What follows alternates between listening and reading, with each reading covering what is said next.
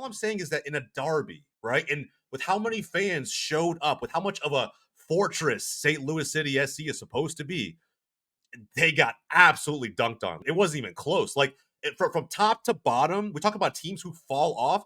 I've never seen a team go from first seed in the West to completely being irrelevant.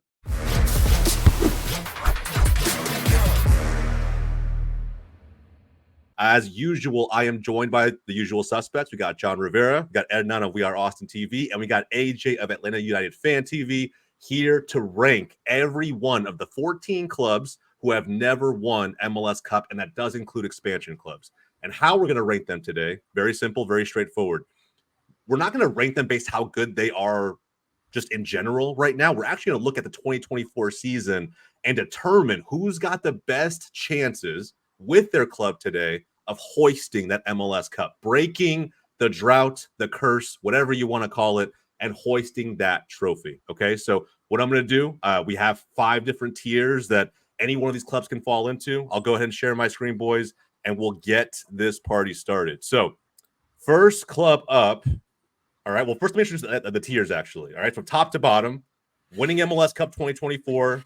You have cup contenders. That could be multiple. Anybody you think is a favorite for MLS Cup can go in that tier.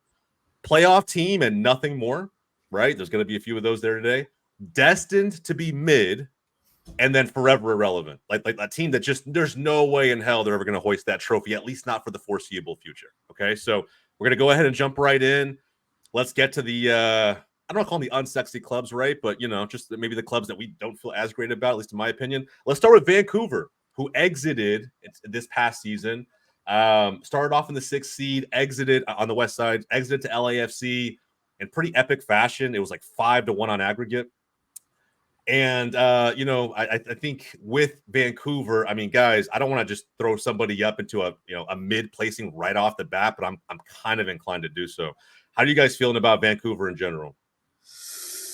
Ooh, I think they almost are on the territory of forever irrelevant. Like, yeah, they are a playoff team. Wow. I'll take it, bro. I'll take it. Wow. Cannot do shit.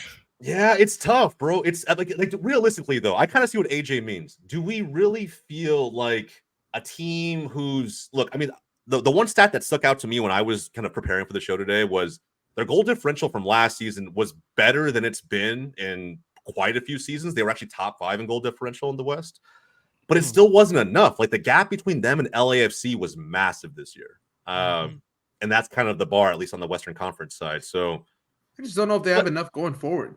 Honestly, yeah, they really don't. Wouldn't you say they're kind of mid though? Maybe irrelevant's kind of rough, like kind of tough grade to put them in. But it's just that it's just, like, you know, yeah. I mean, MLS is very forgiving, and so you have teams that you got into the playoffs. So what? It doesn't matter if you realistically have no chance of winning the MLS Cup or Supporter Shield. So it's just, I agree with that take.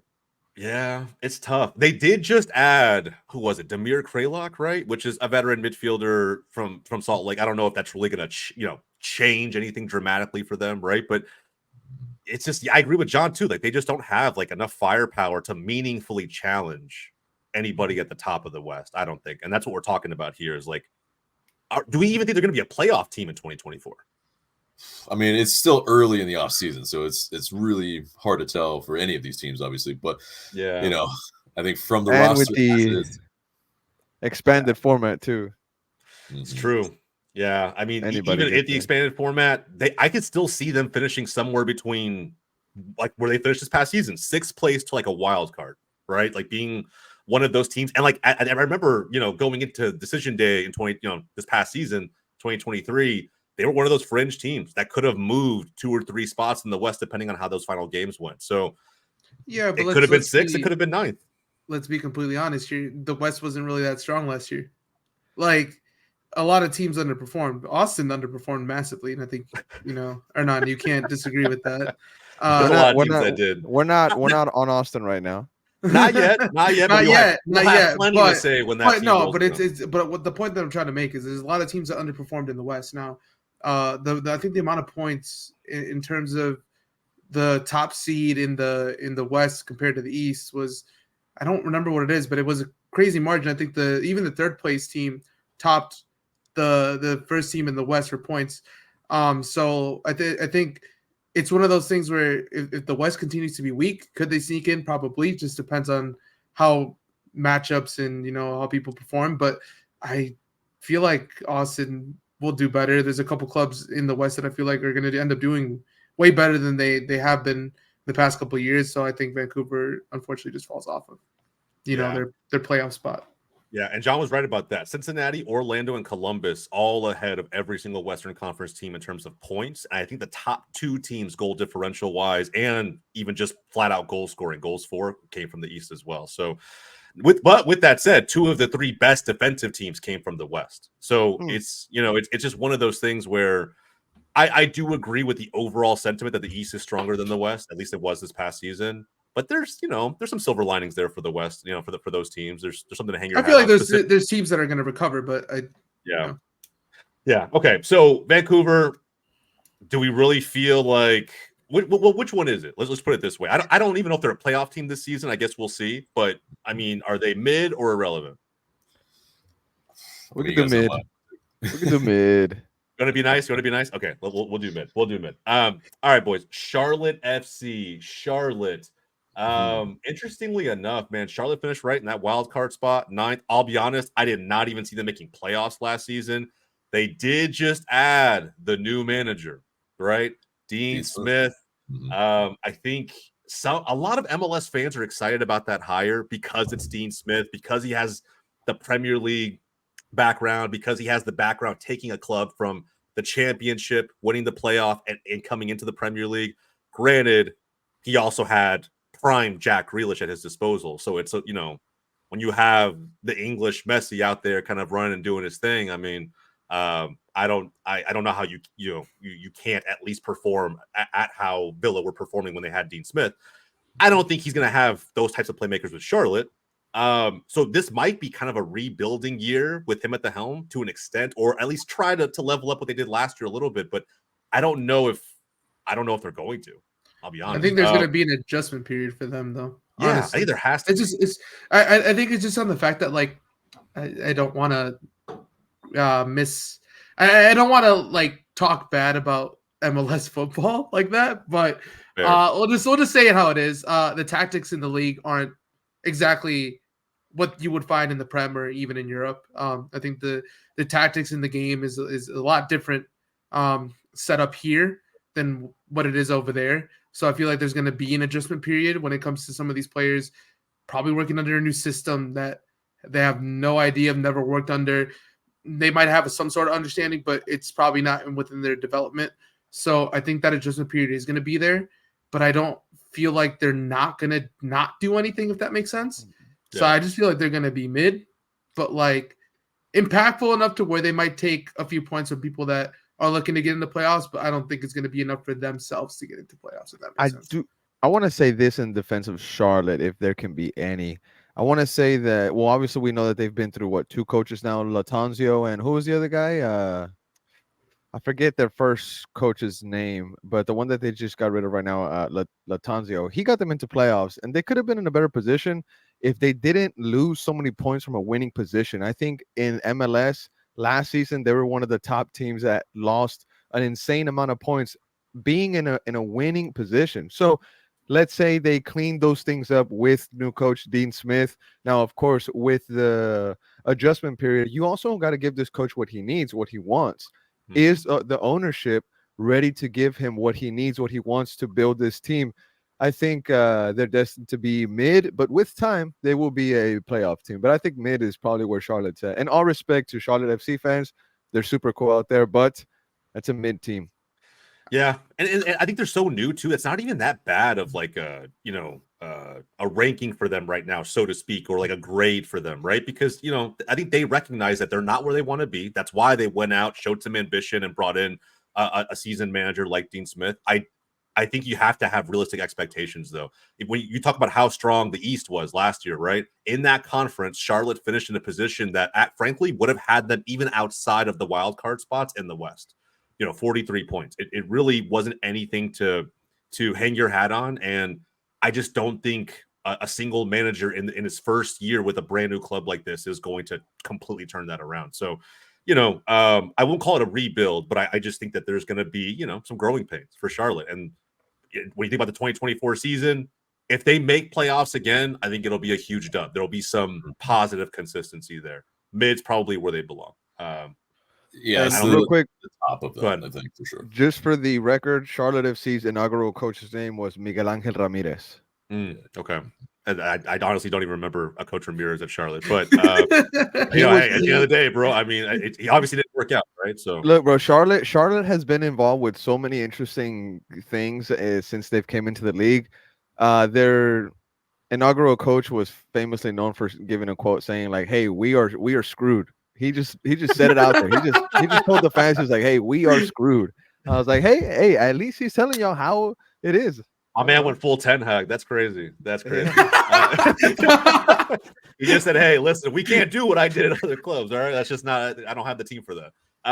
Yeah, bro. I mean, it's wild, but we feel pretty good about this. Mid, is that where they belong? Yeah, that's the top of the potential, I think, for this season for them. Yeah, I agree. All right, moving on. Montreal. Honestly, man, like when you look at Montreal and kind of where they finished just in general, I mean, like 10th in the East. Now, granted, the East was strong. I get that, right? But 10th in the East, the second worst goal differential in 2023. I don't want to say flat out they're irrelevant, but for the sake of the 2024 season, are they going to be in any way, shape, or form pulling off upsets or contending with some of the fringe playoff teams in the Eastern Conference? I'm sorry, bro, but I think this is our first irrelevant team. Yeah. I'm inclined to agree. Without, I'm just gonna say it how it is. They really miss Georgie. I think Georgie was a spark that really helped them when they had their little run that they had, not this season, this past season, but before. They were doing well, but unfortunately, they don't have enough players to make them relevant. As much as that might be a little bit disrespectful to say, but they don't have enough around that club to be able to push forward, like, be in contention. Because you can argue that both the Whitecaps and Charlotte, they could be in contention. I just don't see Montreal even being in contention. Yeah, you can argue that. I think Charlotte and Vancouver maybe like a couple signings away from being a fringe playoff team, at least somewhat consistently. And with Montreal, it's just, bro, they were minus 16 goal differential last season. That's fucking crazy. Like when you think about it, right? Like the only team that was worse, I think, goal differential wise, might have been Toronto. It was insane how poor they were and how many goals they actually let in. And I don't know if this offseason by itself is going to correct that. Like, I think you just need more time if you're going to be a Montreal hopeful, a Montreal fan. And if there are any of those that, that watch this, I think we're just pooping on them for no reason. Let us know in the comments down below. But I think this is actually pretty fair. I think that considering how bad they were last season, this is probably where they belong for right now. All right. So I don't think there's any argument to that. I think we move right on. Now, a playoff team that I actually spoke positively about on this show last season. Granted, we all had that, Hani Mukhtar carries Nashville SC moment where we all know that, right? But at the same time, they have just made some signings that I think are just very, very interesting, right? Acquiring Mackenzie Gaines from Charlotte's one thing, but to go out and get Tyler Boyd from the Galaxy is another. And I think that you look at them, they're both forwards. I think there's some real intent with what Nashville's trying to do. And I think they're trying to say more than anything else that we can't be relying upon one player anymore. We can't try and make, the Leagues Cup merchant, Sam Surridge, the other guy to Hani Mukhtar. There really needs to be multiple options that compete, right? Iron sharpens iron. It just makes that front line better. So I do expect Nashville to have more of a say this season. And I'll be honest, boys, I don't know. They could be a contender, man. They were one of the best teams defensively last season. They're going out and and bringing in reinforcements on the attacking front. I think Nashville's going to have some things to say this year. And if they don't, maybe Hani Mukhtar, I don't know, starts to maybe look elsewhere, right? In terms of, making the final years of his career really worthwhile. Am I crazy for putting them this high? I think crazy as of right now, because you got to look at what the rosters look like for all the other teams. But yeah, they are, I think, a team that has the tools to possibly be there, but I don't know about a cup contender. I think They Like, bowed out I to think Orlando on a very, very minuscule, like goal difference or score line, right? It was it Mhm. 2-0 to Orlando on aggregate across those two playoff matches. So Hmm. it was very, very tight. I don't know, man. I think they went to the Leagues Cup final last season. Yes, they did. I just Yes, think there's they going to did. be some strong opportunity for Nashville to kind of finally make that leap that we've I'm gonna all back been you up. thinking they could make. Hmm. I'm gonna back you up, man. I'm gonna say that Nashville has been one of the most impressive teams that's came into the league in the recent years. I think what they've been doing has been right. You know, like they win those tough games. They have a crazy fan base. You know, that stadium is also rocking. That city is vibrant. You know, and what they've been doing on the field, you can say that they've been doing things right. And moving forward from I guess maybe from an Austin FC point of view, like a fan of theirs, when I see Nashville coming into town or when we have to play Nashville, I'm thinking, damn, this is a tough game. And with the additions that they have been making, Mackenzie Gaines, a speedster, that he can score goals. You know, you better not give him any kind of space because that kid has a nose for goal. I think they have a say next season. I'm gonna back you up and say cup contenders. Maybe is maybe an exaggeration, but playoff team, nothing more is not what they're gonna be. Yeah, I I could agree, see. man.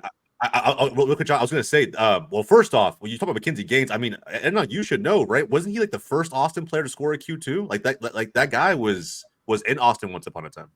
He's from Austin, and Mm, he came through here with us. We didn't protect him when the expansion draft came through, and then Charlotte FC picked him up. Charlotte yeah, FC didn't extend him, and now he joins Nashville. But you know, just because he's been bouncing from one team to the other doesn't mean that the kid doesn't have quality. I mean, I think if he's put into the right system, you know, if they put him to where he can be more effective to his abilities, this guy is going to be a danger. I mean, this guy's quick, he's fast, he has that kind of height, and he's been in the league for a while. So there's no adjustment factor. There's no need for him to get used to the league. No, he's going to come in and put in work if you put him in the right situations. Well, so let's define something though. So cup contender, are we talking about like them making the MLS Cup final, or are we talking about them in the semifinals? I would say when you think about cup contender, you look at the reigning champion, right? The Columbus Crew, and you look at teams that are going to really threaten their ability to repeat. And that's what I consider to be a cup contender. And I mean, a cup contender, we've all seen this, right? You go into from regular season, you think these teams, these clubs, XYZ, they're going to be the clubs to watch in the playoffs, and they are contenders going in, and then they get upset in the conference semifinals, or maybe even round one, right? Whatever it may be. But I still think that they were contenders. It's just anything can happen in playoffs, especially in MLS. And Anything can so, happen in playoffs. Yes, bro. Sorry to cut you off, but AJ does have a point because there are those teams that make it into playoffs and you know that they're going to get bounced, right? But then there's those other teams that make it into the playoffs and they're legit cup contenders. They're like, hey, watch out. This team might make a run. And I think Nashville does fall into that category of, hey, if they make it into the playoffs, you know that they're going to make a deep run. And I would consider them cup contenders when they go or when they make it into the playoff round. I was yeah. gonna say I could make them making a push for like a semifinal, like conference finals, but I guess it really depends on how the East pans out. Like, there's a lot of clubs that I'm looking at that I feel like are, I think, especially in the East, they're trying to bolster their sides a little bit because they know obviously they have Messi in their conference, so you gotta at least have something to combat and be able to battle out. But I don't know. I feel like they're a solid defensive team as well. I just think attacking wise, they're improving a little bit. So yeah, Yeah. could they make that push? Possibly. I don't think that they're just going to be like a first round team, No, and then I get don't think so bounced. either. And the stat that sticks out to me, look, offensively, this is why they're reinforcing the way that they are, right? With Gaines and with Boyd, is because offensively they weren't great last season. They had 39 goals, right? That's not that great. But equally, they were tied for the best defensive record in all of MLS with the Sounders at 32 goals conceded. That's tied for the very top of MLS, both conferences combined. And so I think they feel really good about the back line. They feel good about being able to keep offensive threats out of the net. It's just, can we counter that with legitimate attacking threat? And you couldn't say that the last couple seasons. It's all flowed through Mukhtar, right? I mean, if he had a great day, fantastic. If he didn't, it just didn't really pan out for them. And I think we saw that in Leagues Cup. The steam kind of ran out as they got to the final against Messi and company. So I don't know, man. I think if Boyd, after his inaugural season where he's actually performed decently well, right? I think if he's able to come in and keep the momentum going, if Mackenzie Gaines can be an impact player off of the bench, if Sam Surridge can be what he was in Leagues Cup for the entire regular season, I think they have something that you can kind of get behind when it matters most, which is going to be playoffs, right? I think that if they do this and they look way better offensively all year round, but then they get to the round one and lose again, it's not going to matter. But I'm gonna be honest, there's a lot of ifs. No, it's true. And that's what it is. Like you're a fringe cup contender. I want to say one thing too. What's this saying? This defense wins championships, right? I mean, I was saying that, on the lead up to pretty much like every episode that Nashville scared me, but it is like ultimately though, do I think that they can win MLS Cup this year or even be in the final? I don't think so. Yeah, and there's too many questions, like John is saying. I feel like the points that you're making, there's a lot of like ifs, But like I said, I don't feel like they're a first round exit team, and that's what I feel like playoffs team and nothing more kind of means. One thing nobody really has touched up on is this is maybe an if, but I put like a bit of a time frame on their chances of winning MLS Cup because they're in a really good time period right now where they have Hani Mukhtar, they have a World Cup center back in Walker Zimmerman. They're not going to have that forever, so they have to make moves, which they are making. They got to bring those reinforcements to help Hani out because unfortunately, they have a good team, they have a good thing going, but you're not going to have that forever. So you better hurry up, try to win MLS Cup because the window of you being a contender, as we're saying here, is running out. And they gotta get a move on. And you never know. Maybe they're in a league with Messi. They are in a league with like, come on, like it's just. I think they learned. Did they not learn from the Leagues Cup final? Right? Did they not learn from how they exited playoffs? Because Orlando's not a very attacking heavy team either, and they were completely shut out across 2 games. I think that's why we're still early in the window, right? But they're already making attacking moves when it comes to the transfers that the signings that they're making. If they keep going on this, in this way, on this pattern, Mukhtar may finally have the reinforcements he needs to have a side that's legitimately a threat going forward. Which Drusy was robbed. Drusy was robbed. Oh my god! I'll say this. I think for now, in my opinion, it's hard. I feel like they're really in between those 2 categories. Kind of, but I feel like I'd give them more credibility to be cup contenders if they continue to make offensive moves and trying to, like, if in the summer they go out and they bring someone that can help them out offensively a lot more and help Mukhtar carry the team as well. I think you're adding on to that. And then, maybe you can, you're pushing towards that cup contenders, but I feel like it's really in between now. So do we just not rate Tyler Boyd and Mackenzie Gaines? Do we just not rate those players? I'm not saying that I don't rate them. I'm just saying not that many people rate Gaines, bro. Honestly, I mean that's fair. Gaines is one thing because he's kind of been this this sub signing, if you will, right? Someone to be an impact player off of the bench, not necessarily a starter, out and out. But Tyler Boyd was that, right? I just don't think those 2 are level raisers. That makes them going out from, crashing out against Orlando City to a cup contender. It's just too many ifs, like John is saying. I don't know. I think it's they're really in between. They're really in between. Okay. All right. So then basically we're going to say they're going to finish in the same spot they finished 2023. I mean, they might get passed into the the next round maybe, but I mean, I don't know. As of right now. I think for now we leave them here. All depending on where everyone else ranks on with everything else, we can maybe move it. But yeah, okay. I won't argue too much on that. I just think it's interesting, right? And granted, we're also recording, at the start of the new year, start of January. There could be more signings that come that change our minds a little bit. But actually, with AJ's last point. Yeah, he's not wrong. They need some midfield to actually run a game. True. They can't run games right now. They don't have any control except for defensively. And okay, Like they just They lost need a box-to-box signing. I think Hanny might actually get a chance to be a true playmaking 10 if they get a box-to-box to support him the way he needs to be supported. Having forwards ahead of him too that he can distribute to is a great thing. But I agree with what you just said. I think they need someone that's going to be doing all the dirty work in between, and that's something that they don't really have a ton of right now. All right, well for now, let's keep them there. Red Bulls out of New York. I think look, when you look at them again, an 8th finished in the East, wild card. They did look fantastic against a very mid Charlotte team, and did take Cincinnati to the brink. Right, they did get beaten 2 games, but the second game ended in a penalty kick shootout where you could argue that they botched it, they bottled it hard.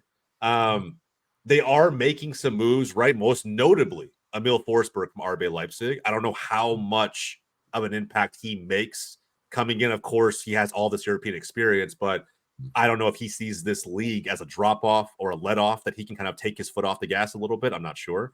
But they are making moves. A new coach in place as well with a ton of European experience. And granted, his last stint at Hertha Berlin wasn't great. But there's some ambition, I think, from the Red Bulls now, right? One of the 1.0 clubs that still has yet to hoist the trophy.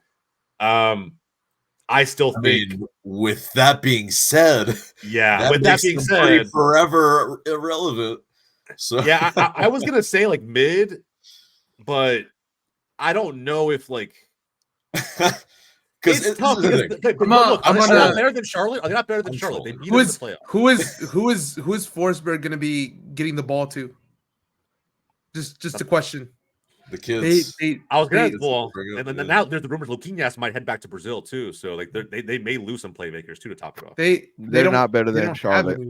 They're not better than Charlotte. They don't have any. They kind of wiped the floor with Charlotte, if we're being honest. But I've seen them play on multiple occasions in person, and they don't look that special. Like that's just from an outsider's perspective. They don't look that special. I don't really watch Red Bulls, but just from an outsider's perspective, what I've seen in person when I've gone to games, they don't really look that special. They don't. I can't tell you that as a Fire fan, I felt threatened by their attack in the last couple of years that we played them. Never really felt threatened.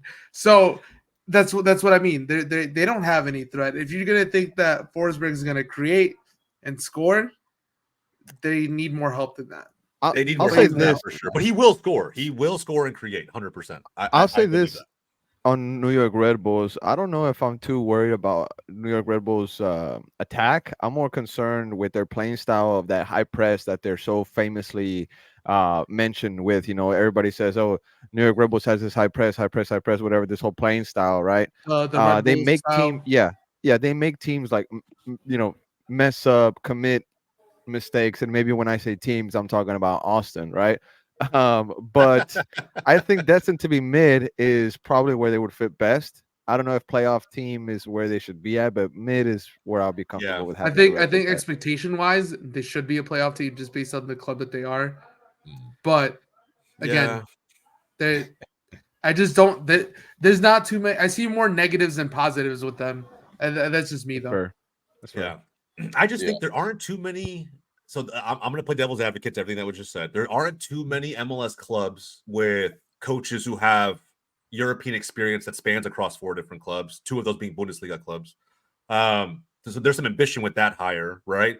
And that's that their last coach, turned a season around mid-season and was able to get them to playoffs, which I thought was, the best they possibly could have wished for last season. And again, I know Forsberg's not Messi, right? He's not going to come in and just completely turn this team around, but it is a pretty positive signing. They just need a lot more than what we even mentioned Nashville needs, right? Like they need a ton more help to really cross the line from mid into a consistent playoff team year in and year out. So I agree. I just don't know if we can say Charlotte's flat out fucking better. But I'll just say this: Charlotte made it. New York had an opportunity to make it into playoffs on decision day. I think even the week before, if they would have, I think it was the week before they would have won. So they needed a couple results, but they were in contention to make the playoffs last year. They didn't make it. I don't think that they're even then. I don't think that they're. Yeah, they're not. I mean, it's this. I think the The thing that might put them over the top is that Charlotte, they just hired Dean Smith. I mean, Yeah. that is that's a big boy move. Like Yeah. Red Bulls, okay, yeah, they through their their own system, their own nepotism circle or whatever we want to call it, is basically they were able to get Forsberg, and it's like, okay, cool, yeah. I mean, but without that, would you have been able to do that?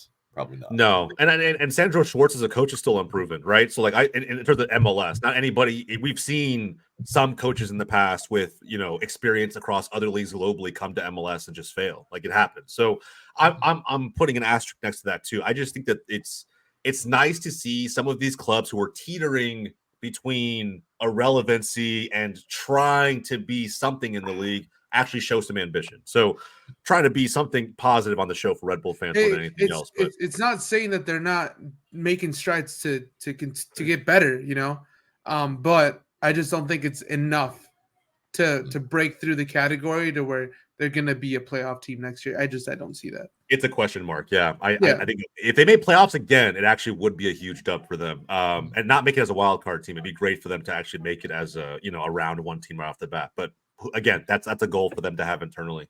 Whitecaps maybe should be lower than Red Bulls as well. I mean, just in terms of should be lower. Whitecaps should be lower than Red Bulls. Oh, okay, I like that. I'd be fine with Charlotte being ahead of that list. I'm not mad at that. That's actually a good shout. Okay, cool. Well, I think this works for me. And again, we can always move these around if needed. Mm-hmm. All right, boys, on to New England Revolution. A very, very interesting side. I think very interesting because they just added a proven winner as a coach, Caleb Porter. That's a massive signing. I think considering all of the momentum they built up leading to the Bruce Arena scandal and how hard they fell off after that, they needed someone who was very proven, who's lifted that MLS Cup trophy before and knows how to work with players, frankly, I don't know what to call it, of all experience levels, right? Whether they're a veteran or someone who's a new player coming in. I think Caleb Porter knows how to get the best out of his players. And so combine that with the fact that, they actually didn't do poorly. They bowed out to the Union in the playoffs this past season in round one. And so, all in all, I think New England have a good foundation. And I think Porter's going to give them a level up. So, despite, I think Xiaoyan would probably come after me with this pick, but I'm actually going to go far as saying Cup contenders. I think that's too high. I don't know, man. I think that's too high. Think about where the Revs were. They were second in the East. I know where they were, and I understand that, but I think that they still have a lot of rebounding to do. That mentally kills a team. Like, I understand that they went through a lot of turmoil and there was a lot of things going on at the club. But even with that, I feel like they're going to make the playoffs. I'm not saying they won't. They're going to make the playoffs. That is going to be a thing. But can I see them being Cup contenders over Nashville? I don't think so. Bro, okay, first off, I think there's a hard reset that happens in an offseason, right? And then you combine that with the fact that I think where they've added some quality, in my opinion, and some will disagree. I actually think Nick Lima from Austin is a decent player to add, mainly because outside of DeJuan Jones, who's already with the Revs, right? Nick Lima is the only other outside back who was producing as much moving forward as DeJuan Jones was in terms of the runs he was making, the forward passes he was making. I think what they're going to do and how they're going to use their outside backs into their attack. I think Caleb Porter's pretty dynamic as a manager as well. I don't know, man. I think a new manager coming in, a breath of fresh air, an off season to reset. I don't know if last season, I'm okay with moving them down if we all feel they're not Cup contenders, but I don't know if what happened last season is the reason they're not going to be that, if that makes sense. I feel like there's a lot of other clubs that are in the East that are on this list that are more of a Cup contender than the Revs. Talent-wise, I think. Because that's the thing. It's, you have a really good head coach that they just hired, but the core is aging, and they're already showing they're fallible. They're not as good. They're not as dominant. And yes, Carl Seal can do a lot of things, cover up a lot of holes, paper through a lot of cracks, but Gustavo Bo, he's lost some ability, and there's just it's not as complete of a team as when they were pretty much top of the league a couple years ago. Man. Maybe I have a bit of a different take, or maybe a bit of a similar to everybody, but I would decide what they're going to be, either cup contenders or playoff team, nothing more, throughout the season. See how they're performing, see how this new team or this new union that they're trying to form at this team. Because I do want to give a shout to the Nick Lima point that you had. I think he's already a ready to go right back. You know what he's going to give you. It's not a factor of him getting used to it.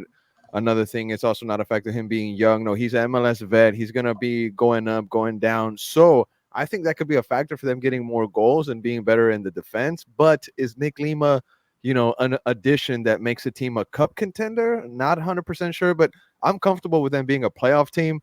I don't know if they'll be nothing more, though. I think they're a playoff team and could be a cup contender depending how the season goes for them. Yeah. I could see that, but I just feel like there's a lot more stronger teams in the East than the East is a hell of a conference. It is a hell of a conference. It's Let tough. me ask you guys tough. this: how big of an impact do you guys feel Wilfred Nancy had on that star-studded Columbus Crew team? Could they have won MLS Cup without him? No. So do we not feel a proven winner like Caleb Porter levels up this team from where they were last season? That's the thing. I don't think Caleb Porter is on a level of Wilfred Nancy. So, well, yeah. I mean, to be fair, very few coaches are, right? But I think, I would even go as far as saying, to some extent, depending on, with his tactics, he may even be a better fit for this team than Bruce Arena was. It's to be determined. They haven't picked the ball yet under Porter, right? But I think back to what he was doing with Portland. I don't know. I just, and granted they had some ballers on that team. I just feel like this is a big level up for them and should allow them to finish this 2024 season better than they finished 2023. Yeah, but we're judging this on a 2024 season, and they have question marks that they have to figure out, just like a betting in period is for Charlotte or anybody else. Yeah, you have to have that type of adjustment to the East as well, because it's Caleb Porter, while he was a coach in Ohio, but still it's different. Would you say a conference semifinalist is a cup contender? Yes. No? I would say no. Interesting. I would say yes. Because I think if you're in the conference finals, that makes you a cup contender, because it's just one of those. Yes, you're right. Conference semifinal isn't really that. Those are the top. Yeah, those are the top 8 teams in MLS, right? Yeah. So I'd say the conference finalists. Those are the title contenders. Yes. The last 4, exactly. The final 4. Yes. And that's why I don't feel like they're cup contenders. Not to say that they're not a good team, but that's fair. And maybe that's what I was looking for, right? It was like a definition for what makes a cup contender, right? Because I think, when you get to that level of playoffs, you start to feel like any one of those teams has a chance. Of course, you feel really good about some of the favorites like the Crew or Cincinnati or anybody else, but you still feel like at this point, anybody can win and move on to the next round and really make that deep cup run they're looking for. And I feel like the Revs can do that this season. I feel like Porter can give them enough to just completely move beyond what happened in 2023. It was a complete shit show. And honestly, I thought they would fall harder than they fell last season. They dropped from 2nd to 5th after everything happened. And then, but they didn't really have a chance against the Union. It was like 4-1 on aggregate. So, and that's probably is the bar for them, right? Being able to match what the Philly Union were able to do offensively and defensively in 2023. Okay, yeah, I'm fine with that playoff team, but I kind of agree with Ednan. It's like the nothing more part is like where the question mark comes into play. So we'll come back to this. I think there are going to be some clips throughout the season that'll come back to this. I think we'll rank them in the fact of if they're gonna do, if you think they're gonna do more, we obviously move them over a little bit. But if it's just like a first round exit, they'll be towards the back end of the list of that section. Yeah, I like that. All right. This one to me is kind of tricky because I actually, prior to 2023, I somewhat rated Minnesota United. They were a playoff team in 2022. They had the whole Reynoso situation that just didn't really pan out well. Pookie came in, kind of offensive spark for a few weeks, and then it kind of fell off. Like there really wasn't that momentum carrying into decision day where they might have had a very, very slim opportunity to make a wild card spot. You know, at the end of the day, statistically, a very, very poor team in 2023. Minnesota United, to me, is a giant question mark for 2024. They're not cup contenders. To me, they may not even be a playoff team. It's just I don't know where they fall. I don't know where they stand. Are they mid? Are they irrelevant? I don't know. How do you guys feel?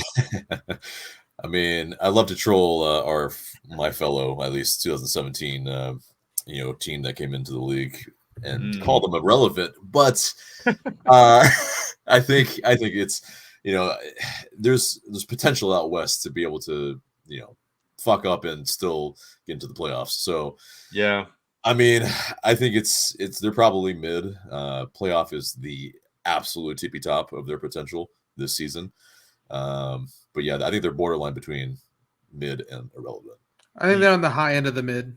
Yeah, the 5th worst goal differential in the West in 2023. But I will say this: this happened. I think this past season didn't really happen in the transfer window that we're in, but they did. Remember, they did acquire Caden Clark, so he's going to help a little bit. But at the end of the day, they need more help. And I would say defensively, they need a lot of help. I don't know, boys. I think Charlotte's better. I would actually even say Whitecaps might be better. Yeah, they're tippy top right there. Yep. AJ loves that spot for them. Okay. Well, look, I think that's fair, man. I think there's nothing more needs to be said. I think Minnesota United it kind of is what it is for them. Yep. All right, my boys, FC Dallas. Okay, look, I know I'm super optimistic about my team, as I always am, but let's be real. At the end of the day, we have a team building strategy that just doesn't bode well for championships. It just doesn't. We don't go out and sign big name players. We just don't. We've signed a Romanian wonder kid, and we've let go of some talent in the offseason so far. I think we made some strategic moves in the draft, but it's the draft, right? It's not super relevant. So I think with FC Dallas coming in, Velasco's not going to be starting the season right towards ACL to end the season last year. So we're just be some time without him. I don't even really know what to expect from us. I think in all honesty, man, we're probably right here, if I'm being fair.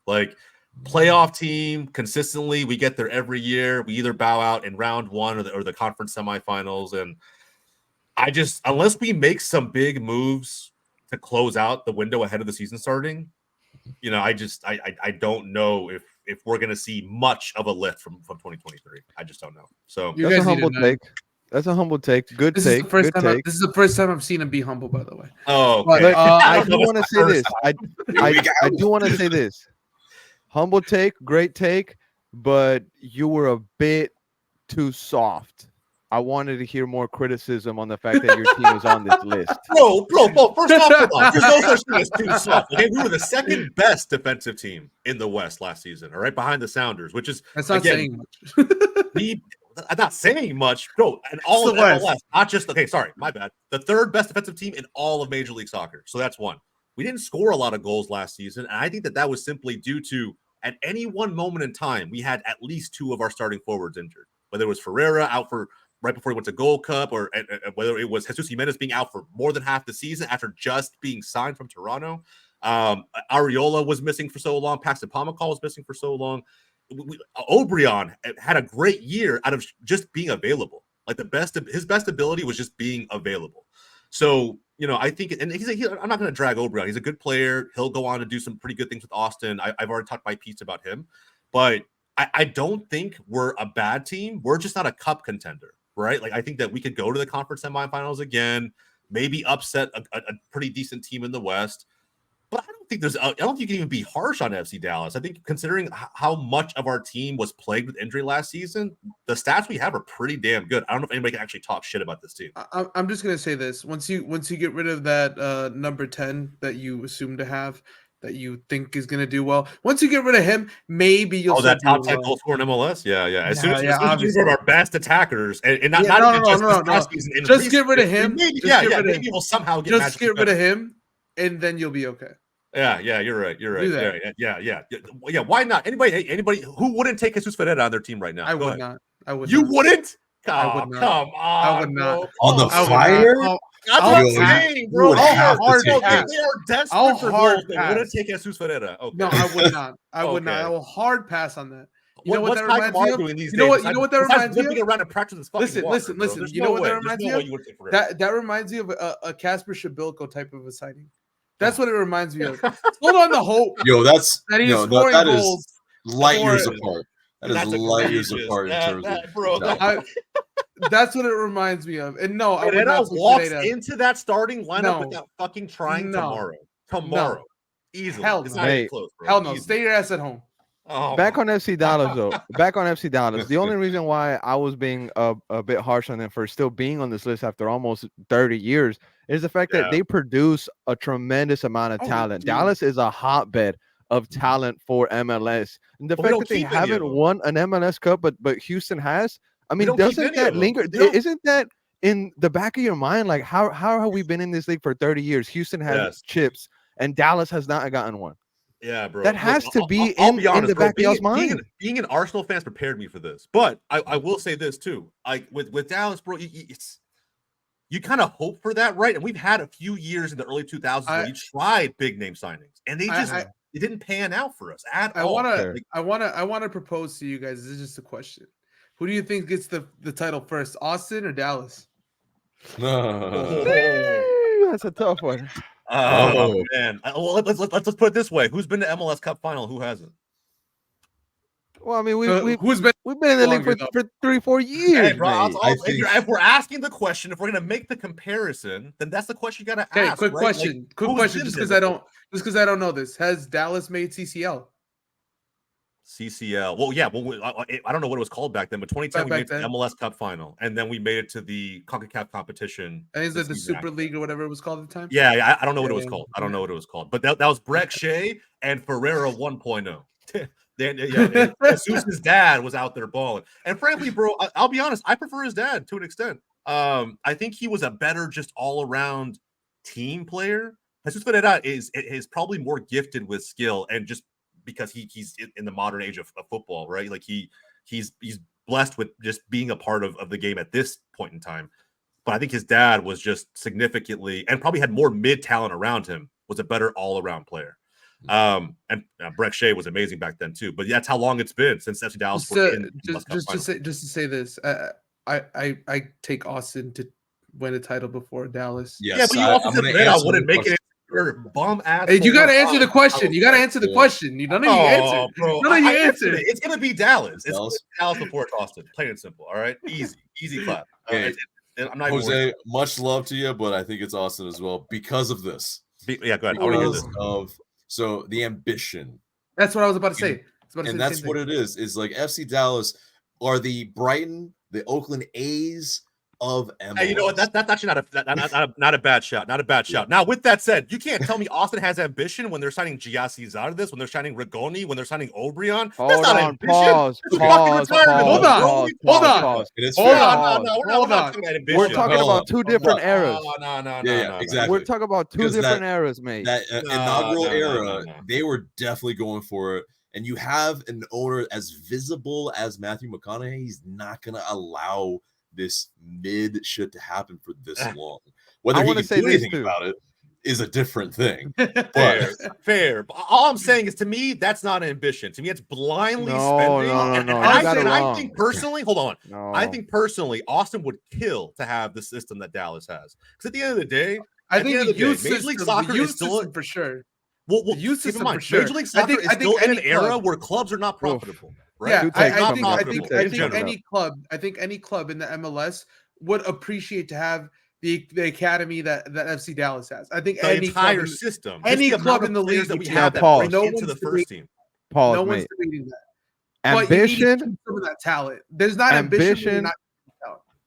Ambition is going to England and knocking on Manchester City's door, saying, "Hey, can I speak to Pep?" Saying, "Hey, I'm gonna take your right-hand man and I'm gonna make him my sporting director." That's a long-term ambition move. It's right? only ambitious if he makes the signings that you guys need to make. And I've actually defended. Yes, 100%. But you can't turn a team, especially when you're sporting director, in 6 months. You need 2 or 3 windows. Now, I agree. And that's why Austin needs to be implementing a system similar to Dallas, because frankly, they don't even know where to start. In my opinion. That's my second point. You can't rip our youth system when our next pro team just won the MLS Next Pro championship. We have a great Yes, system. of course. Yes, We have a it's great single system team. and Bro, academy that's the coming academy in. teams have been winning national championships since 2009, bro.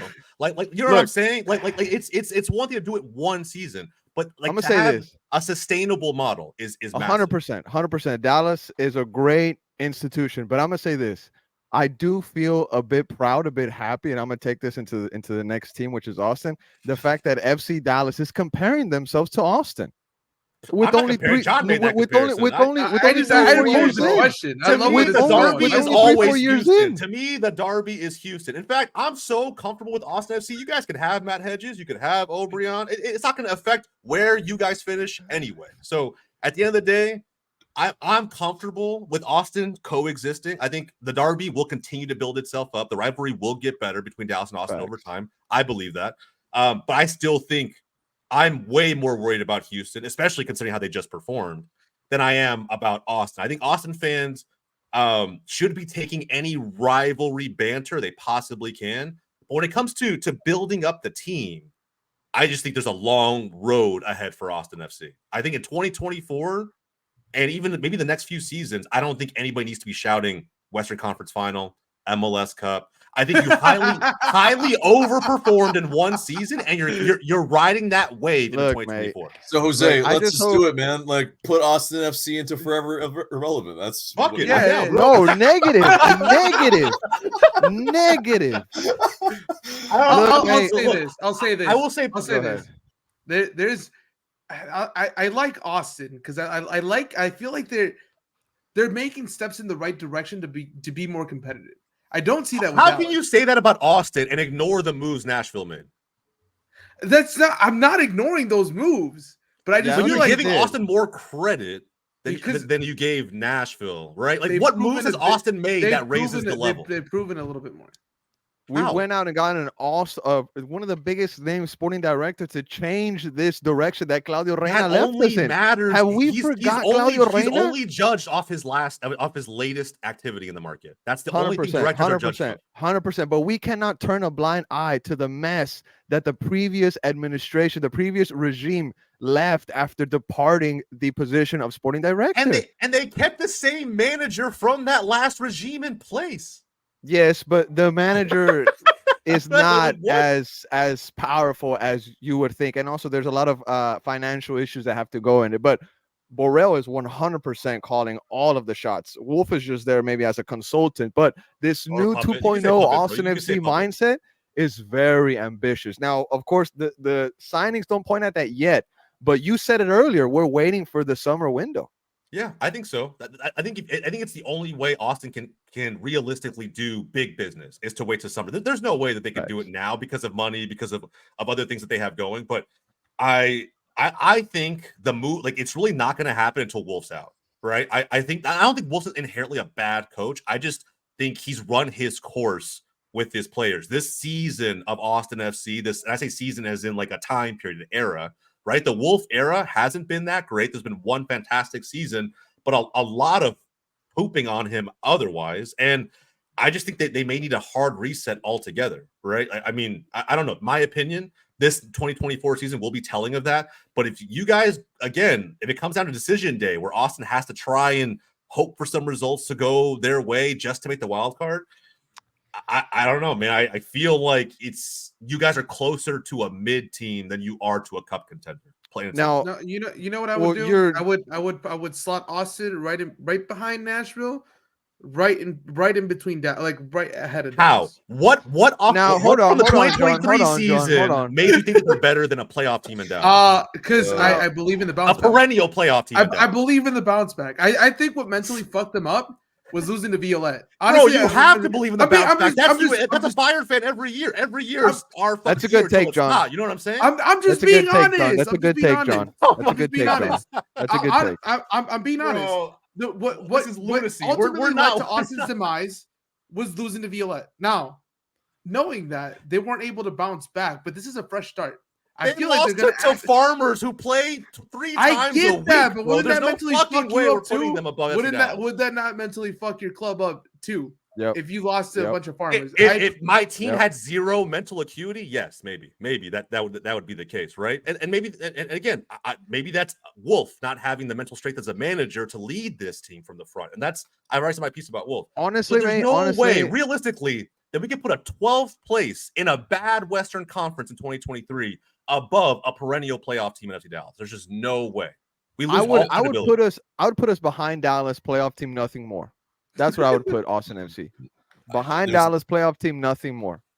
Because we were also very unlucky. Where it was probably the best spot. I mean, completely non-biased here, but it's this. I'm being very unbiased, by the way. Like, we're talking about question marks.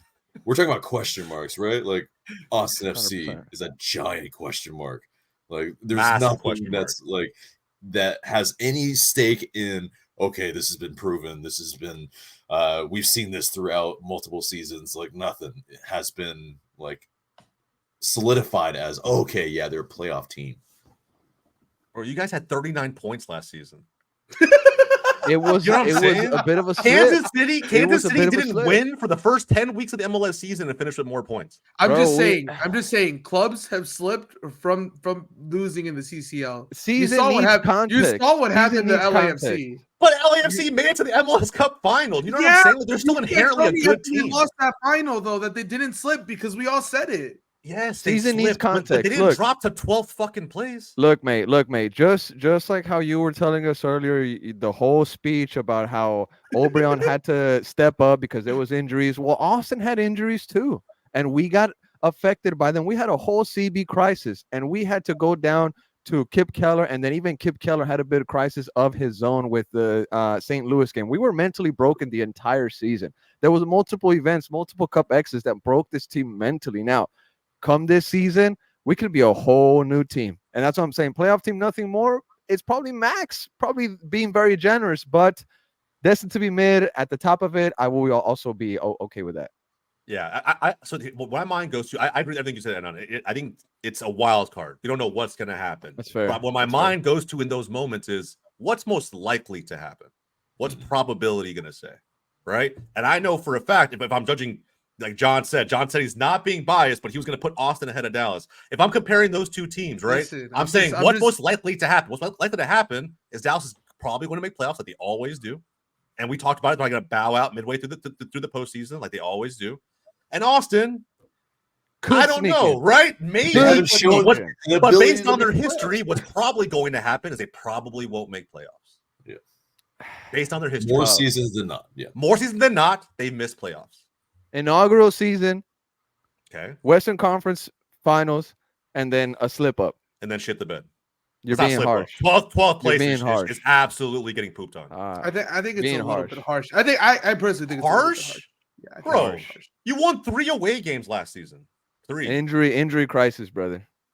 You had to be there. I don't want to hear the injury excuse, bro. Everybody has injuries. Dallas, we heard it from you. Had a million injuries all season long, and the third best defensive team in the league. Right? We didn't score a lot of goals because we had injuries, but we stopped teams from scoring. You have to have something to hang your hat on. Injuries are part of the game. Part of it. You either prepare for it or you don't. 100%. Hey, so that's the point still stands that long term, Austin FC have a greater chance of winning the MLS Cup than. I agree with that 100%. I mean, it's just as of right now, for the 2024 season, this is where they are. Well, this is where they are, bro. Palpable. I love it. This is where they are, bro. The 2024 season, you cannot tell me that a team who finished in 12th place is all of a sudden guaranteed to be a playoff. We're saying long term though. Austin FC could trump Dallas in the run for the cup. But in 2024, we all have a fucking crystal ball. To see 5 years into the future, we're gonna. I'm telling you right now, they will. I'm telling you right now, they will. Yeah, I agree. John's never been wrong about anything on the show, guys. Anything ever. Nope. So anyway, with that said, let's move on. All right, Orlando City SC. Orlando City. Orlando finished second in the East. Right. Forever irrelevant. Oh, okay. We're not doing that, I'm not going to have that. I'm controlled. Right? Yeah. They did exit to the Cup champions now in that 1-game playoff where I feel like I know I backed Orlando going into that game, I think they looked pretty decently. Getting Oscar Pareja back, extending him for a couple of years is going to help that, some continuity to that club. They need to make some signings though.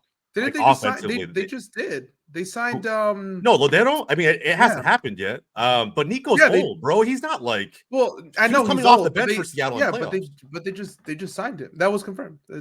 Oh, it was confirmed. Yeah, okay, so perfect. So I rate Nico. I actually would have taken Nico in Dallas 100%, but I would have taken him to be a starter. I would have taken him to be an impact player off the bench. I think he's someone that the leadership is going to be a bigger factor for success than what his legs can do, the minutes he can offer. But he was also dealing with some small nagging injuries in Seattle. But in playoffs, in the biggest games, he was coming off the bench for Seattle. So I think he'll be good for them. I just don't know if they can hang their hat on that one signing. They do need to make more. And I don't think they'll start him though, because they still got got Facundo Torres, and then they got the other guy. I keep forgetting his name. Drawing a blank. They just also the other one Caragena deal permanent. The loan deal. What's his name? Wilder Caragena. Yeah. So, solid defensive mid, in my opinion. He had that one banger in the playoffs as well against Nashville. So, second place team, but the gap between them and Columbus is still significant, and they need to make some additions. So, I don't know. This is a weird one. They're not cup contenders, right? I think they might be. I'm gonna be completely honest. I feel like they have a better chance. They have a better chance than the Union to be cup contenders. Really? And I'm gonna say this. Wow. I'm gonna say this. And I'm gonna say this. I don't know how much longer. I keep drawing a blank on his name. The Jim Union Curtin? coach has Jim Curtin. Jim Curtin. I don't know how much longer Jim Curtin has in that job. I think this could be his final season. He's put his fucking mouth. I mean, he doesn't have that much longer. Listen. It's for me. It's the fact that he's gotten in positions to get that club to win stuff, and they just haven't. They just haven't. So how much longer of that as a club and as players can you really take that? You're hearing the same message over and over again. It's clearly not worked. They'll make the playoffs. Don't get me wrong, but I feel like Orlando has a better chance at winning that cup next season than the Union do. I agree. That's an interesting shout. I didn't even think about that, to be honest. I want to say this: they're bringing back a very important piece of their puzzle, and it's Felipe Martins. Yeah. When he was in Austin and we didn't extend him or pick up his option, we had this previous season, and you just saw the drop off in the leadership from the locker room onto the pitch. And mind you, Felipe is no Messi. Felipe is no, speedster that's going to score you 5 to 10 goals a season. But the kind of conversations that this man brings into the locker room with that may have some unexperienced players. I mean, you can't put a value on a player like Martins because he's just. I mean, that guy went toe to toe against Messi. Come on, Felipe. Like there's that picture where he's like arguing with Messi face to face, and that's just getting physical with him and shit. Hell yeah, bro. I'm there. He was getting physical with him, man. That's just the kind of guy that he is. So by them bringing him back, it just kind of tells me that Orlando knows what they have. They have a good core, and they're trying to. They got the Open Cup, right? No, I'm sorry. Houston got the Open Cup. Yeah, but they got it. But the year Orlando before, got the Open Cup the year before. Yeah. They have one. Yeah. Year before, so they know they have something good there, right? So they're trying to keep it going. They're trying to go for the big chip, which is the MLS Cup. Cup contenders. I mean, I know they just got. I know they just got rid of. Yeah, I know they just got rid of Kata, but still, I feel like offensively, they might be missing a striker because I know they got rid of Kata just now. But I feel like bringing in someone in, because you were mentioning ifs, so we're just gonna chuck this if they bring in another striker potentially in the summer. I don't see them signing anyone now, but if they bring someone in the summer alongside to bring in another attacker, I feel like that will push them further along, and I feel like they're a very well-rounded side, Yeah. And I will say this: you mentioned, John, the Lodero move. The Lodero move is a signal of intent. Yes. It is. He doesn't have that many years left, so it is a sign of if we're going to win, it needs to happen now in the near future, right? Because if we're going to go out and acquire a veteran like Lodero, who is a champion in his own right, it's because you want him to have an impact immediately. So I think Orlando is, I mean, I didn't think about it, but I think they are probably cup contenders of everyone so far in this bunch, which leads me to the Union. The Union, I would also put them as cup contenders, but I think John makes a very, very good point. They're almost like the FC Dallas of the East to an extent, and the Union's academy is becoming like something that I think a lot of the front office and the fans are choosing, right, to rave about, because it is something that they hang their hat on. A lot of their youth players, like a Jack McLinn, comes into the first team side, starts getting kind of some of these individual accolades, looks really good on the pitch, but it's not translating to winning the final game of the season, right? They're still losing to the Cincinnati's, the Columbuses of the world. So I don't know. I mean, are they still cup contender? I think you have to. Jim Curtin's side's always a good team. You can't argue that. But I would argue Cincinnati is more of a cup contender. Yeah, this season. Yeah, but this upcoming season though. Still, I like I said, I don't, because it just depends on how you see it. But I don't really see them. I don't know. I don't think they're cup contenders, because there can only be 2 teams in the East that can be cup exactly. Yeah, that's fair. And it just feels really, it's almost, I mean, it's true, like playoff team, nothing more, because that's kind of who they are up to this point, is just they get to playoff. It's who they've been. It's who they've been. Oh. They really haven't, more often they than really not. haven't proven anything. Yeah, they really haven't. A fantastic defense, a good keeper, solid midfield. Is Kai Wagner coming back? I believe. It's tough, because there's issues with that. So I don't know, man. It's a really interesting. I mean, look, I'm down to keep him here if we want. Personally, I don't really like the Union. I don't like Jim Curtin either. I think he makes every excuse in the book when his team loses. And like you saw what happened right when they bowed out of this playoffs. It was like, well, I would still rather be us versus 90% of the fucking league who's in shambles. I'm like, well, I don't know, bro. Let's put it this way. If they have a good side to make shit happen, but Jim Curtin is putting them in the position where he's not really allowing that to happen, because he just keeps fucking talking. He talks too much. He does. He talks way too much, and I feel like that he's adding on extra pressure to his players that doesn't need to be there. They really don't. I think that's the opposite effect, because he's deflecting the attention away from his players onto himself. In which case, that takes the pressure off of the players and allows them to perform if they want to be motivated that way. But I think it's a front office issue. They don't have the talent, I think, on a consistent basis enough in some of the key spots to really get them to the not only perennial MLS Cup, maybe finalists, but winner, because it's just they lack in some of the, I think, the nous in order to like win games. But they do have some real ballers though. That Gazdag, Glenn, Blake. I mean, they got some real good talent. It's just, I mean, their ceiling is here. Their ceiling is for right now is probably here, but I think it's probably. I honestly feel like there's something missing with that team. I don't know what it is. They're missing like that final that final push. I don't know what it is. I don't know what it is. I think it's a mentality thing. I don't know, man. I think it's a mentality thing. I think sometimes like if you get to a certain point, you hit a wall, but I don't know. At some point, they're going to be able to figure it out. It actually was a step backwards in 2023 for the Union. I don't know what Jim Curtin's going to do to raise the level, but something has to happen while they have some of the, I'm going to call them, when it comes to MLS anyway, elite talent that they do have. They need someone to take them over the top. I want to put them there. I want to put them as title contenders or cup contenders, but based off what we've been seeing in the past 2 years is that they've been taking a step backwards, right? So if the trend continues, right, then all I see them is a playoff team, nothing more, because that's the way that they've been going. That's what we've been seeing, and if the trend continues, then that's where I feel comfortable having Philly at. But it's no knock on them because they're one of the powerhouses in this league. 100%. They are absolutely 100%. Every team when you come up against Philly, you have to bring your A game because they are a very good team.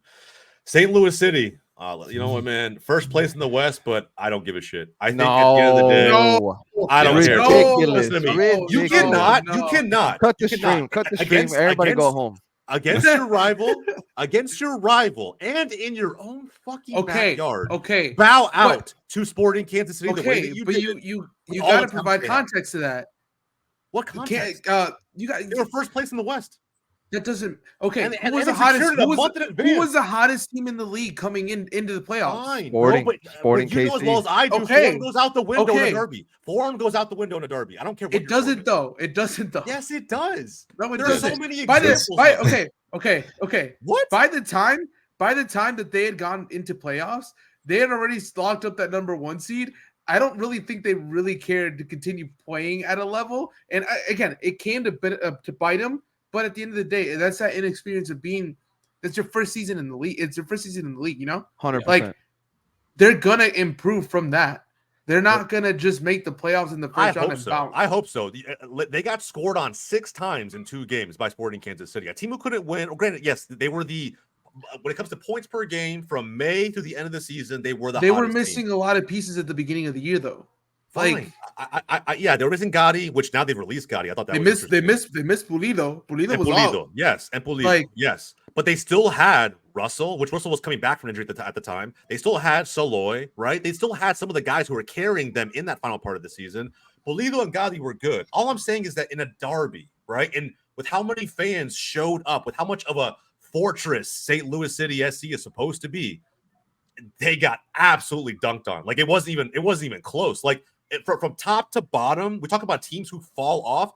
I've never seen a team, but I don't see that. I don't think first seed in the West to completely being irrelevant. I don't think that that's deserving of them being at the back. Right. So does that affect their 2024? And so I don't feel like it will. Exactly. And I think they are a better team. Especially because in the West, like they are a cup contender because of how weak the West is. And by virtue, we keep saying the West is weak, but in terms of these teams who are playing here, Dallas went for them in the playoffs. Dallas beat them in the regular season. 2 out of the 3 games that we played them. One of them in their stadium. And I don't know. There's no other. These are all East teams. So like, it's just I don't know, man. To me, on recency bias alone, you can argue Dallas has more of a shout. And based off of history, we've made playoffs way more times. Granted, it's their first season, but our players just understand what it takes to get there year in and year out. Really? I think did you really just bring out the history card against an inaugural team, saying that you made it in playoffs more than a team that just came into the league, brother? It's a little hard. It doesn't matter. I get. Listen, there's nothing wrong about that. They just came into the league. Listen, who cares? They just came in and got first fucking place. Who else does that? Who else does But you can't criticize them on not making it into the playoffs in previous years when they just came into the league. Okay. I get what you're saying. Fine. But when I'm thinking about what they're going to do in 2024, I can only look at what they did in 2023. And all they did was botch the best position you can get going into a postseason. And they did it against their rival, and they let their rival come into their own house and beat the shit out of them. Okay, I get that. What do you want me to do, bro? That's okay, but it's the first season. You can't penalize the team for that. I'm sorry. Again, put that out of the window. They played a full season, and this is how that season netted out for them. When I think about them going up against a team who knows how to tackle playoffs week in and week out, even though it's not their first season, whatever it may be, it doesn't matter. What's the result going to be? I think they go further than Dallas in next year. You also thought Austin FC was a better team than Dallas, bro. I'm not taking John seriously today, bro. I'm not taking John seriously today, bro. There's no way. I can't do it. I'm going to move St. Louis around if someone has better logic than it was their first year. I don't care.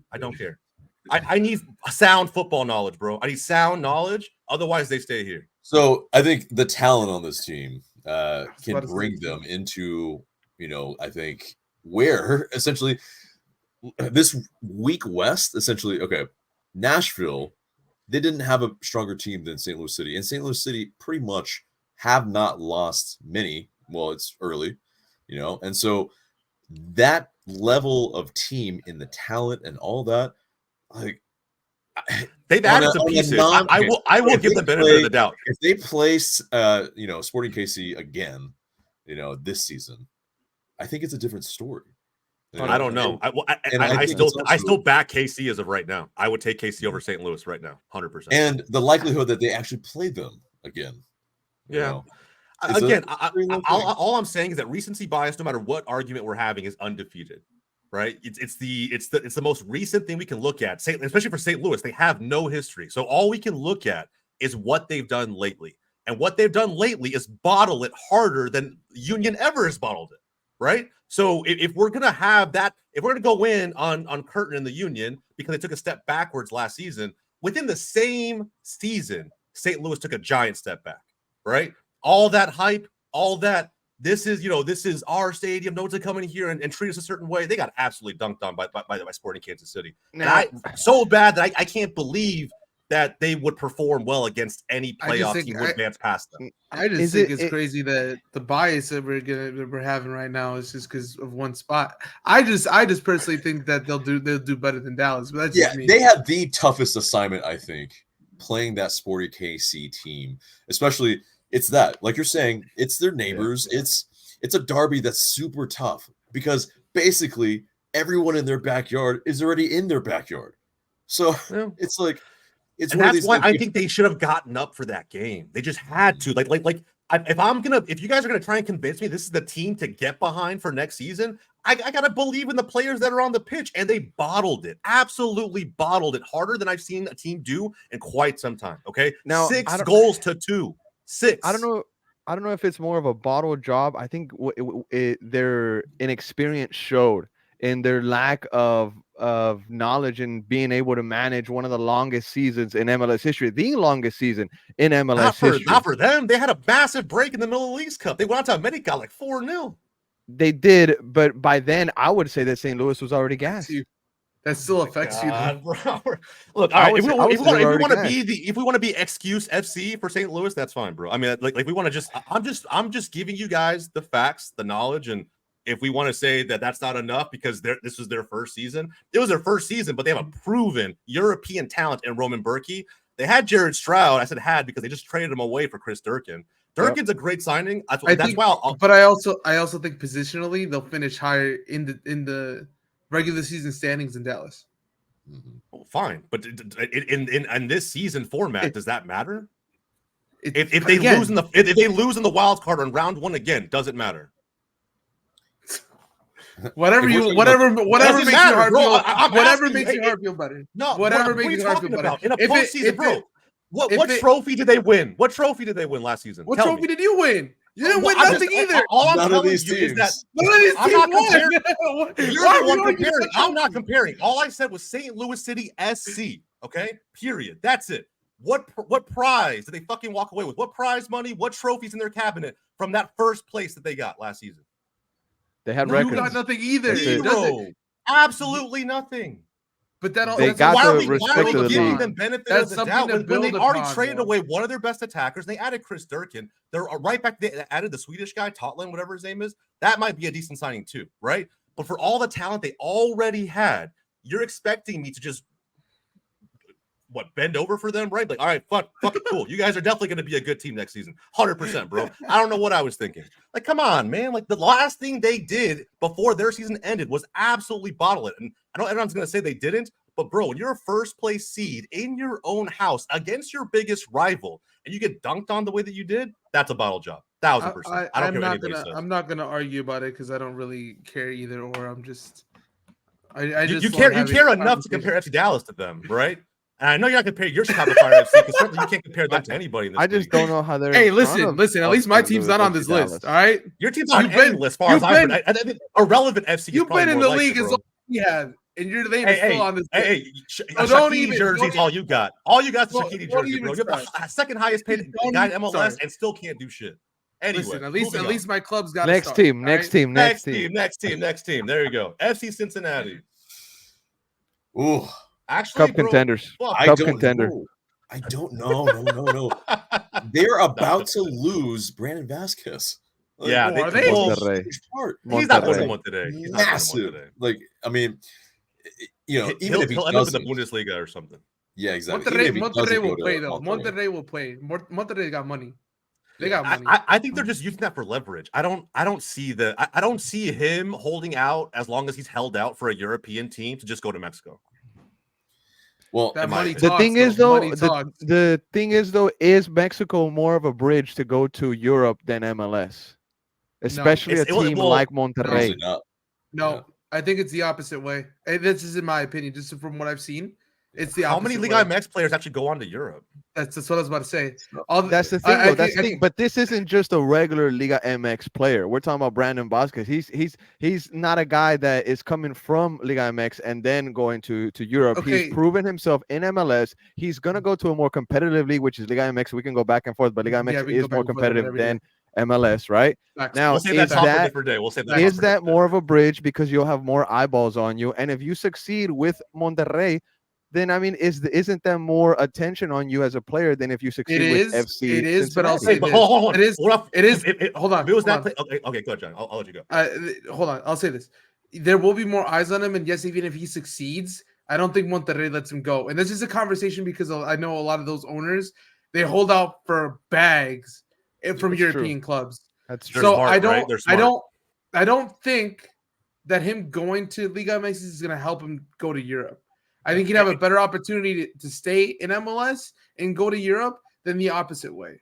I get what you're saying, and it makes sense. In hindsight, it makes sense. But we know how the owners work, and those guys will never sell anyone on a cheap just to give the player an opportunity. It's just not going to happen. And the biggest example is probably Funes Mori, right? Like I think if you really look at like just recent talents that have done very, very well, even for that specific club, like it's just, you know, why didn't he get his shot to go to Europe, right? And I'm not saying it's for the same reason that John just mentioned. And he did. He was in Europe. Kind of. That's where kind of. You could say kind of. But there was just no club that was gonna ever do that. I mean, realistically, at the age that he was when he joined the league.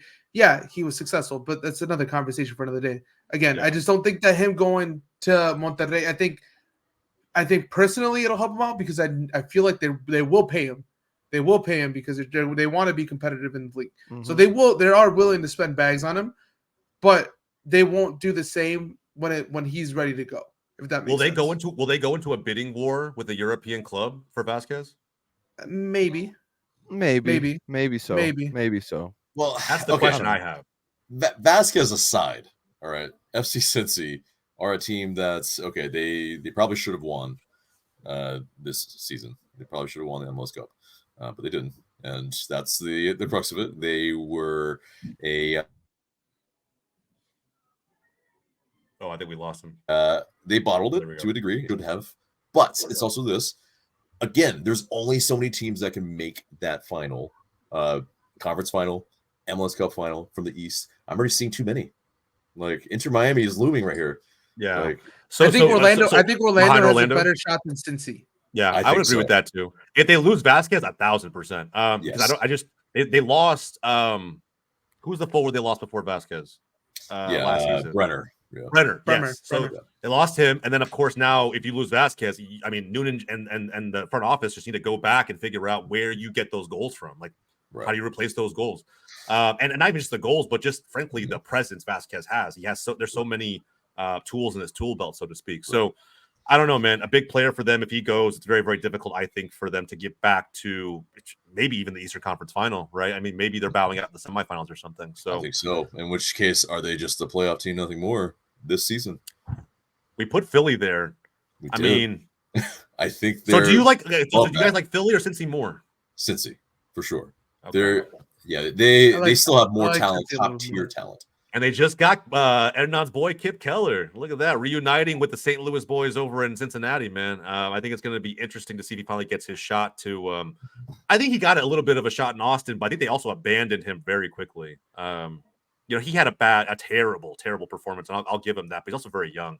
I think he'll get I don't know if you could say abandon, mate, because abandon would have been to just shun him to the bench. We sent him to the next pro side where he was playing, and to be fair to the coaching staff, Kip Keller, when he was with the MLS Next Pro team, he didn't look like the best center back there, which he should have been. He was a first-team player that went down to a lower level, and there was other guys on that team that looked like they were more of a leader, looked like they were more capable of a center back duty. That mistake against St. Louis stayed with him, and some fans can say Josh Wolf abandoned him or whatever, but I mean, he still gave him some minutes with the first team after that. I mean, a little bit. It is what it is. I think by making that move immediately following that game, you're sending a message to that player in a very negative way, right? I mean, the trust is basically gone. And I think the confidence from that player's perspective is virtually gone, especially considering how young he is, right? He's 22. I don't know, man. Again, I'm not sticking up for Tip Keller. I don't really know that much about the guy to begin with, but a St. Louis native has some time under Pat Noonan in their history, some other guys in Pat Noonan's corner as well. This should be hopefully a match made in heaven for him going up to Cincinnati. So we'll see. And he's joining, frankly, a stellar back line. Like he'll have to work his ass off to break into that team because, you know, that defensive line is no joke. So we'll see how it all nets out for them. But I think this is probably right having them behind Orlando. And then finally, Messi and friends. Let's be real, boys. This is winning MLS Cup. I'll tell you right now, this is it. You add Luis Suarez, and again, you know, hey, R.I.P. Joseph Martinez, man. I mean, you know, MLS.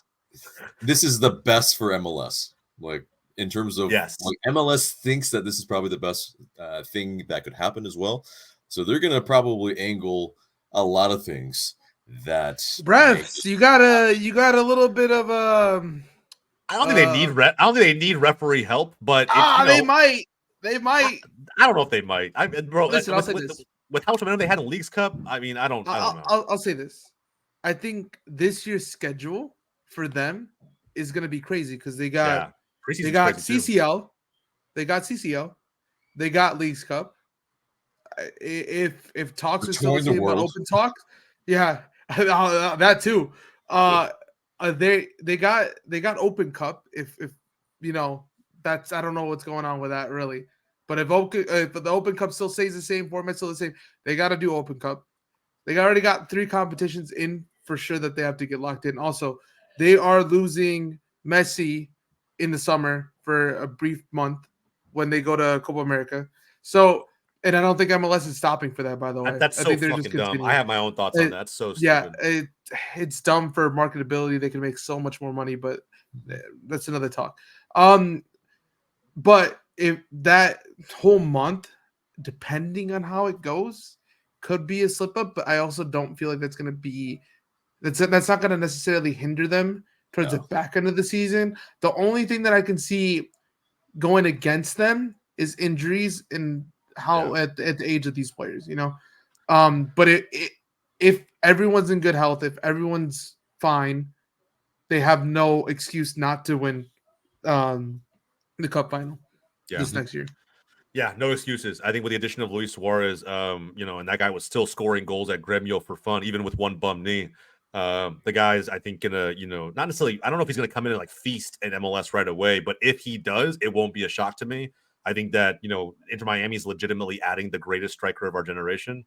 And it's almost unfair. It really is, like, to almost every other team. It's, I don't know, it's fucking crazy. If they don't win, it will be, can we call it a failure if they don't win it? 100%. I mean, you bring the GOAT to the league and you give him a full season and you probably have some, you know, refereeing things and some other things, roster regulations. And they tried it last year.